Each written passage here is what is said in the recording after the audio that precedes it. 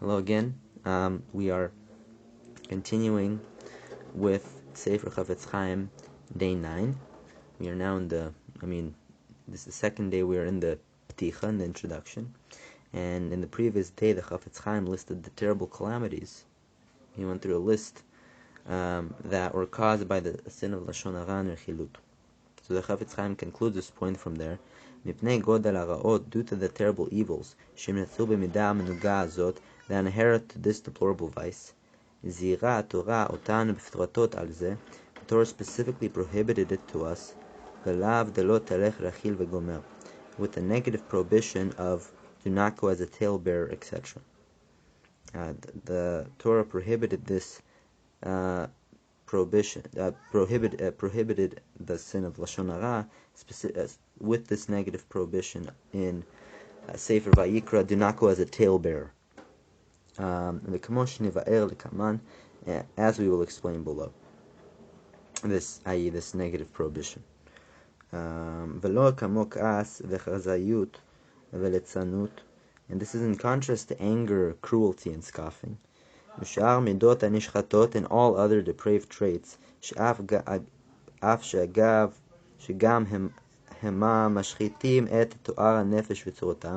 although they too destroy the integrity of one's soul and its ideal form.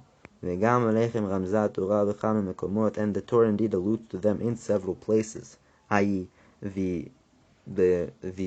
how we should disdain from these bad midot. As elucidated in the words of Chazal. Nevertheless, there is no explicit prohibition regarding them among the 613 mitzvot. Lashon harah is unique in that it is the only one expressly prohibited by the Torah. Now, it's a good note to add here that although that Rambam does list in the 613 mitzvot, he does count emulating Hashem as one of the 613 mitzvot. But lashon harah is still unique in the fact that is the only vice mentioned as a specifically prohibited act. Okay, so the Chafetz Chaim now offers another explanation as to why lashon harah is so unique, why it's the only vice that warrants a specific negative commandment. Furthermore, it would seem that there is another obvious reason. That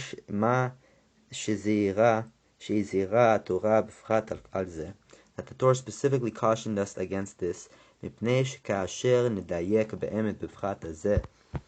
For when one carefully considers this following detail, namely, the practical cases where one speaks lashon harah and rechilut, and he will discover, i.e., when he carefully considers this detailed lashon harah, shemik'at hem kolalin kol halavin ve'asin, that such cases encompass all of the negative and positive commandments sheyimatzeh ben adam lechavero, that pertain to the area of ben adam lechavero, ben one and his fellow, right? i.e., interpersonal relationships, commandments that are regarding interpersonal relationships, ve'arbeh min bein adam lemakom, as well as many that pertain to the area of bein adam lemakom. And bein adam lemakom literally means between man and the omnipresent, and these are mitzvot that govern man's actions toward Hashem. So if one will carefully examine this, the vice of lashon harah and rechilut, he will find that one transgresses many mitzvot just by saying lashon harah. Kasher nivaer im yirtzeh Hashem, as we will explain, God willing, that a person transgresses a lot of other prohibitions beside the basic prohibitions against speaking lashon harah when one speaks lashon harah and rechilut. So for example, when one speaks lashon harah against his parent, not only he's transgressing the mitzvah of prohibition against speaking lashon harah, he's also transgressing the commandment to respect your parents. Therefore, the Torah explicitly cautioned us about lashon harah and rechilut, to prevent us from being ensnared in this dangerous trap. I will in fact elaborate on this later with Hashem's help, as to how, by speaking lashon hara, one will often transgress many other prohibitions as well. This is in the next section of the after the pticha, after the introduction. The Chafetz Chaim will list positive and negative commandments that one transgresses.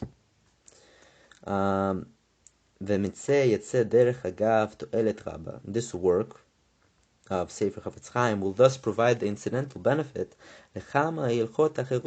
of clarifying these many other areas of halacha. Moreover, perhaps by this demonstration of as to how many other prohibitions one may violate when speaking lashon hara, the yetzer hara to speak lashon hara will be subdued. So, in addition to clarifying the laws of lashon hara, we will also clarify other laws. For example, the laws of honoring your parent, for example, and also our yetzer hara this will help us by learning these laws to subdue our yetzer hara. When one realizes the terrible turmoil and stumbling block that his words can cause. So I will now begin with the help of Hashem, the one who grants wisdom to man. Okay, so the Chafetz Chaim, he finished off what he was talking about in the previous day of the terrible destruction, and why lashon hara is so special amongst these prohibitions, how it causes so much damage. So the Chafetz Chaim will now introduce three basic halachic principles that pertain to the laws of lashon hara and rechilut. He will also define what is lashon hara and rechilut, and the Chafetz Chaim will elaborate on these halachic principles later, but it's important to know them and important to know them well. Okay. To begin, one should be familiar with the basic halachic principles regarding these laws of lashon hara and rechilut. Lashon hara, as to the definition of these terms, lashon hara, what does it mean? Refers to the case of one who speaks disparagingly of his fellow. Or rechilut, what does that mean?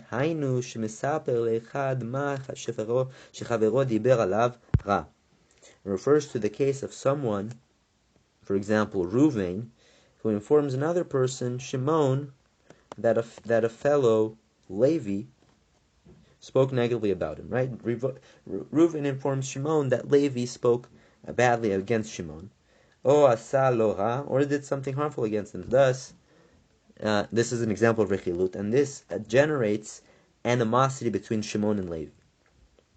Okay, so that the Chafetz Chaim defined what lashon hara and rechilut is. Now he introduces the three basic principles of the laws of lashon hara and rechilut.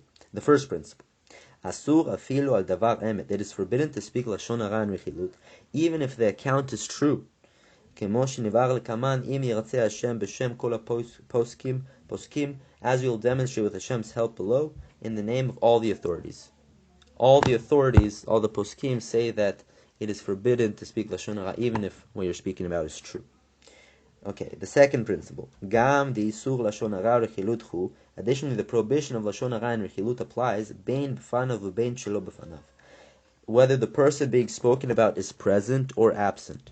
So you might think, since I'm speaking about the person in his presence, right? There might be something permitted, or you might think the other way around. Since he's not present, I can speak badly about him. But that is not permitted. And the third principle is a very important principle. Moreover,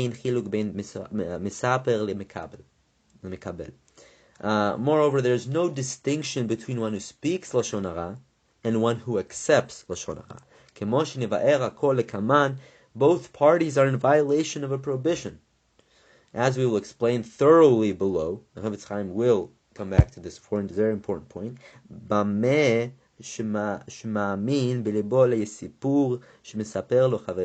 If he believes in his heart the negative account that his fellow relates to him, one is referred to as an acceptor of lashon hara. Afilu ein misaye lo be'asipur. Even if the listener does not assist the speaker by adding to his negative report, רק שמאמין בליבו לסיפור לשון הרע rechilut ששמע. He merely listens passively and believes in his heart the lashon harah rechilut, the account that he has heard. V'azeh mikre noseh shema shava. He is considered as one who bears a false report. Ve'over al yedei zeh alav, and he is therefore in violation of the prohibition. De'lo tisah shema shava, do not bear a false report. This is one of the 10 commandments. So not only, so a person who listens passively, even, right, he just listens passively to someone speak lashon hara, it is forbidden to believe what you listen to. And again, there are a lot of different pratim to this rule, but it's forbidden to believe it. And if you do believe it, you are considered as someone who violates the prohibition of one who bears a false report. And each one of these three principles, right? The principle of that you're not allowed to speak lashon hara even if it's true. The principle of you're not allowed to speak even if it's in the presence or in the absence of the person you're speaking about. And the third principle of that there's no difference between one who speaks and one who accepts lashon hara. So these three principles have many opposites and subsections, as in the case with all the other aspects of the Torah, right? Every aspect of the Torah has many, many laws. Hashem yizakenu le'yada'otam al buriyam. May Hashem grant us the merit to comprehend them fully. So the Chafetz Chaim will now explain how he will conduct himself throughout the book and his language. He will explain what he refers to, and okay. So for example, so he's going to explain right now, for example, that when he is talking about, when he says that a person transgresses so and so, right, such a prohibition, the Chafetz Chaim will right now, after this, enumerate the negative prohibitions and the positive commandments that a person transgresses when he speaks lashon hara, and whenever he says he also transgresses this prohibition, he refers to all cases of forbidden speech, right? Whether it is lashon hara or rechilut, or whether it's a true report or a false one. And as explained in the three principles, there is no difference between these. They're all violating the commandment of speaking forbidden speech. Note that when we will write below that one transgresses the following commandment, whether when listing a negative commandment or a positive commandment, or one of the three curses which we will mention and explain below, the yesh alav, which could pertain to one who engages in forbidden speech,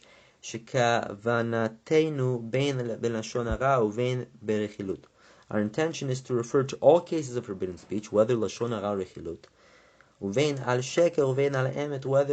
whether a case of a false report or a true report. This is what we are referring to when we will write all throughout the Ber Maim Chaim, right? Chafetz Chaim explained previously that the Ber Maim Chaim, this is this sort of commentary on Sefer Chafetz Chaim, and it brings all the sources. The first four modes. So whenever the Ber Maim Chaim writes the first four modes, they are referring to 1, lashon hara, 2, rechilut, 3, a true account, or 4, a false account. We will also be referring to all four modes except where we specify in a particular case that it pertains to rak al achad me'ilu, only one of these four modes. So the Chafetz Chaim, he will, as I explained, he will go through these Torah verses that make prohibitions and positive commandments against speaking lashon hara, and the Chafetz Chaim will explain whether when violating that commandment, it refers to whether one speaks lashon harah, or rechilut, or a true account, or a false account. So after establishing that by default he will be referring to 4 modes of forbidden speech, the Chafetz Chaim adds that in each possible transgression he will explain other factors as well. And if you didn't understand what I said so far, please continue listening. It will become more clear and apparent. That's all that will remain for us to explain. When addressing each of the possible negative and positive commandments, or whether the forbidden commandment applies in the presence of the subject being spoken about or in his absence, and whether the commandment pertains to the speaker or the listener.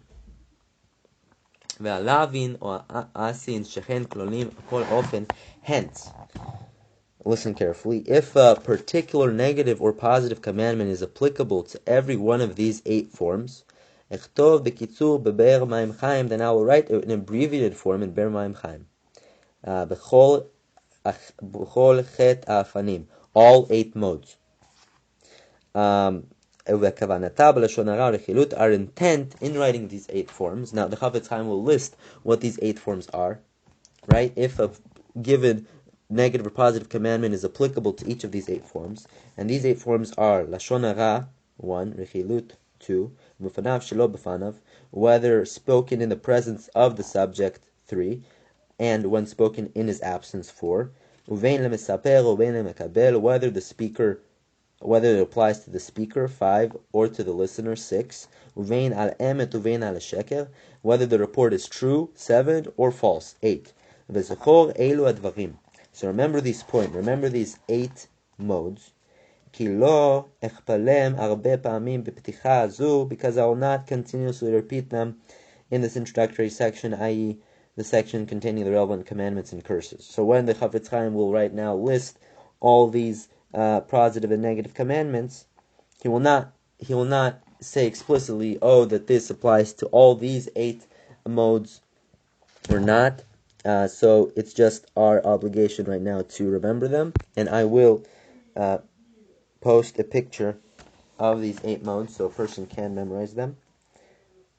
The Chafetz Chaim now continues and describes the structure of his presentation. So we will begin right after this pticha, right? This is the end of the pticha. After this, the Chafetz Chaim will begin by enumerating many negative commandments that one often violates by participating in a discussion involving lashon harah or rechilut. After that, we will enumerate the relevant positive commandments. And after that, these two, we will mention several curses. That one incurs upon himself because of the sin of speaking lashon harah rechilut. Among with a number of other severe prohibitions, shenisbav al yedei that often result from the sin. I will divide this introduction into 2 parts. The main body of the work is called Mikor Chaim. The and the accompanying commentary is called Ber Maim Chaim. And I have already explained the reasons for these names in the preface, right? The Chafetz Chaim explains why he called each section so, and what each section talks about. And just a reminder, the Mikor Chaim talks like the halacha, and then the Ber Maim Chaim cites all the explanations, the commentary, and the sources for these laws. The Ber Maim Chaim will explain which of the 8 modes each of the negative or positive commandment applies, and it will also address some other pertinent halachot. I will now begin with the help of one who grants wisdom to man. And this is the end of the pticha. And as already said, The Chafetz Chaim will now continue with enumeration of all the negative commandments that a person violates when it speaks lashon hara, and how it applies to each of the 8 modes, which I will post a picture of so that you guys can remember. But that is the end of day 9, and we will continue B'ezrat Hashem next time with day 10. Thank you for listening, and I will see you guys later.